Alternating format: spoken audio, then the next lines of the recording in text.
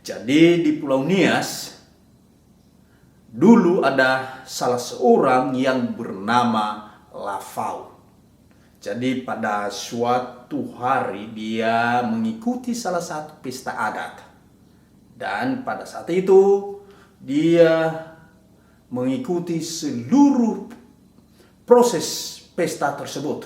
Dan setelah selesai dia pulang di rumah. Dan kebetulan jarak tempat pesta adat itu dengan rumahnya begitu jauh sekali. Dan dia begitu merasakan lelah, ya. Dia begitu lelah sekali.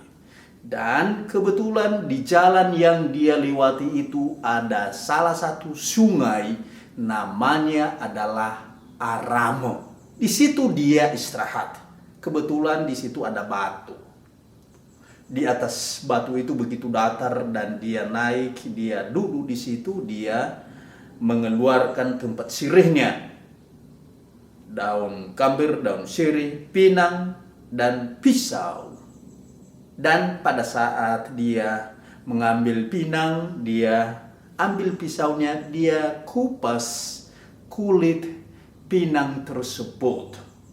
Dan tiba-tiba pada saat dia sedang mengupas pinangnya itu, pisau yang ada di tangannya itu jatuh. Kebetulan di bawah kaki batu di mana dia duduk tersebut ada genangan air. Dan di situ jatuhlah pisaunya itu. Dia begitu panik. Dia cari. Dia tidak temukan.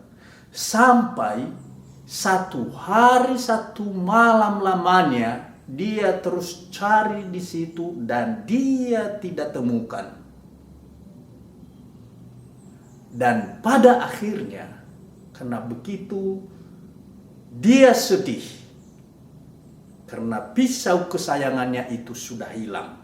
Dia pulang di rumah. Setelah dia pulang, sampai dia di rumah, lalu dia kepikiran terus. Dia tidak bisa tidur. Lalu muncul dalam pikirannya, dia mengambil daun janur kelapa. Lalu setelah dia ambil, dia kembali di tempat di mana pisaunya jatuh itu. Setelah dia sampai di situ, dia mengambil daun janur itu, dia memagari genangan air itu. Dia kelilingi itu semuanya. Sambil dia berdoa dengan menyampaikan kata-kata mantra atau di Nias disebut ho-ho, sambil dia memukul alat musik yang disebut fondrahi. Dan setelah dia melakukan itu semuanya, dia begitu lelah, begitu capek, dan tetap saja hasilnya tetap 0, ya. Dia tidak bisa menemukan, bahkan pisaunya itu tidak pernah muncul di atas permukaan air tersebut. Lalu karena dia sudah lelah, sudah capek sekali, karena dia begitu sayang, seandainya pisaunya itu dihanyutkan oleh banjir, bila suatu saat banjir ada di sungai itu, lalu dia ambil batu-batu besar di aliran air sungai itu, dia tutup.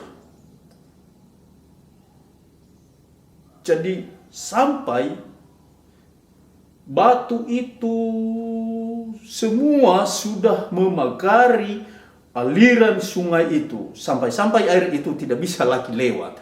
Bahkan celah-celah batu itu dia tutup lagi, ya, dengan menggunakan beras ketan, atau kalau di Nias itu wamayase. Dia tutup itu tujuannya supaya celah-celah batu yang telah dia susun itu, air atau aliran air itu tidak bisa lewat, sehingga pisaunya itu masih tetap di situ.